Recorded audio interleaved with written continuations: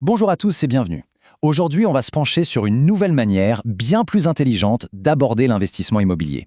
C'est un sujet super important, surtout avec le climat économique actuel. Alors, c'est parti, on plonge dedans. Pour bien commencer, j'ai une question. Une question qui nous concerne absolument tous. Au fond, quel est le plus grand ennemi de notre argent? La réponse, figurez-vous, est devenue la préoccupation numéro 1 dans le monde entier. Et la réponse, c'est l'inflation. Ce n'est pas juste une impression. Une énorme enquête mondiale d'Ipsos l'a confirmé il y a peu de temps. Dans 29 pays, c'est la plus grande source d'inquiétude pour des milliers de gens. C'est vraiment cet ennemi silencieux qui vient grignoter notre pouvoir d'achat jour après jour.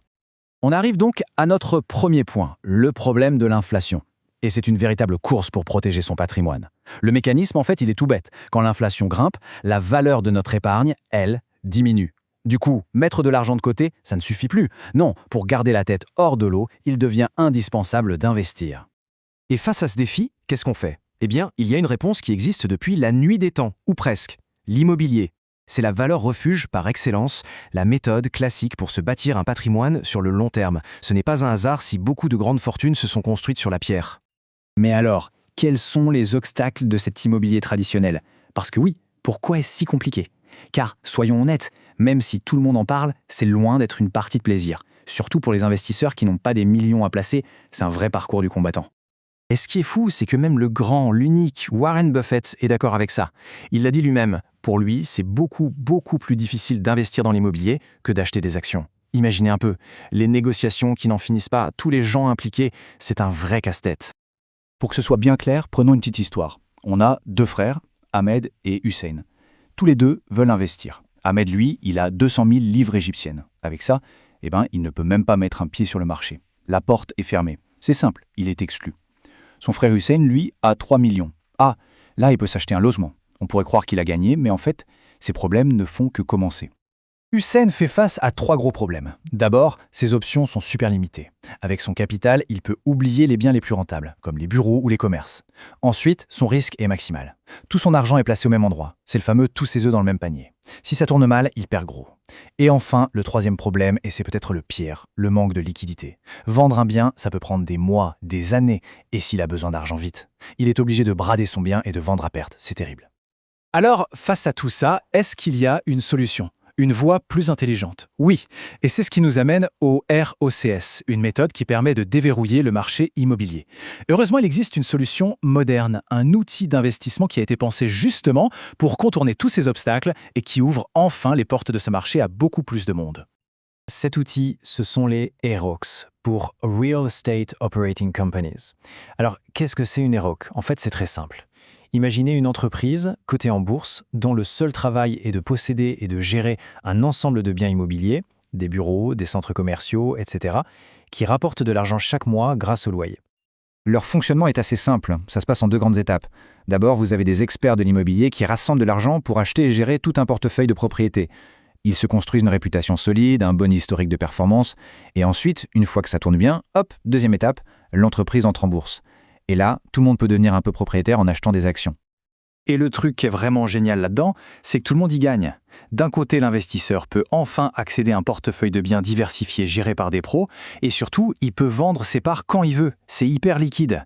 Et de l'autre côté, l'entreprise, elle, récupère de l'argent frais grâce à la bourse, ce qui lui permet d'acheter encore plus de biens, de grandir et de faire encore plus de bénéfices. C'est un cercle vertueux. Bon, à cette théorie, passons à un cas concret, Bonian. C'est la toute première ROSC à être cotée en bourse en Égypte. On va voir comment ce modèle fonctionne dans la vraie vie. L'histoire de Bonian est assez incroyable. L'entreprise a été créée en 2007, mais le vrai changement, le point de bascule, c'est en 2018. C'est là que l'équipe de direction actuelle arrive. Et à ce moment-là, attention, l'entreprise n'avait qu'un seul bien immobilier, un seul. Et aujourd'hui, elle s'apprête à entrer en bourse. Leur stratégie est hyper claire, on peut la résumer comme ça. Posséder pour louer. C'est très différent des promoteurs immobiliers classiques qui, eux, construisent pour vendre. Non, Bonian, leur truc c'est d'acheter des immeubles de bureaux et des commerces de super qualité, déjà prêts, pour les louer tout de suite. Le but, avoir des revenus qui tombent immédiatement et qui sont stables. Et alors, est-ce que ça marche, cette stratégie? La réponse est oui, et c'est peu de le dire. Rappelez-vous, ils avaient un seul actif en 2018. Aujourd'hui, ils en ont 10. 10! C'est une multiplication par 10. C'est énorme. Et ça montre aussi que le risque est beaucoup mieux réparti pour les futurs investisseurs. Et cette croissance, on la voit aussi du côté des locataires. En 2017, ils en avaient 4. Aujourd'hui, environ 120. Et ce ne sont pas n'importe qui, hein. On parle de grosses boîtes égyptiennes et internationales. Avoir autant de locataires différents, ça veut dire une chose, des revenus stables et sur lesquels on peut compter. Maintenant, accrochez-vous bien pour les chiffres financiers parce que la transformation est juste bluffante. On va regarder l'EBITDA, c'est un mot un peu technique, mais en gros, ça mesure si l'activité de l'entreprise gagne de l'argent ou en perd. Eh bien, avant 2018, l'entreprise était dans le rouge. Aujourd'hui, l'EBITDA atteint 3,8 milliards de livres égyptiennes. C'est un retournement de situation incroyable qui prouve que la stratégie était la bonne. Alors, est-ce que c'est ça l'avenir de l'investissement, cette combinaison entre l'immobilier et la bourse? On peut vraiment se poser la question. Ce modèle, qui mélange les avantages des deux, pourrait bien être une petite révolution. C'est vraiment le meilleur des deux mondes. D'un côté, on a la solidité, la stabilité de la pierre, et de l'autre, la souplesse et la rapidité de la bourse. Donc, pour résumer, l'avantage d'une ROC, c'est quoi? Il y a 4 points clés. Premièrement, on peut devenir propriétaire d'une petite partie d'un immense parc immobilier, même avec peu d'argent. Deuxièmement, tout est géré par des pros, donc fini les soucis. Troisièmement, ça ouvre la porte à des types d'immobilier super rentables, comme les bureaux qui étaient inaccessibles avant. Et enfin, le point crucial, la liquidité. On peut acheter et vendre ses parts en un clic. Ça change tout.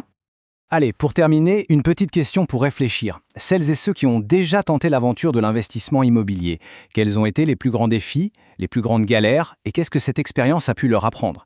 Réfléchir à ça, ça permet vraiment de voir à quel point une nouvelle approche comme celle-ci peut être intéressante. Voilà, c'est tout pour cette analyse. Merci de l'avoir suivi.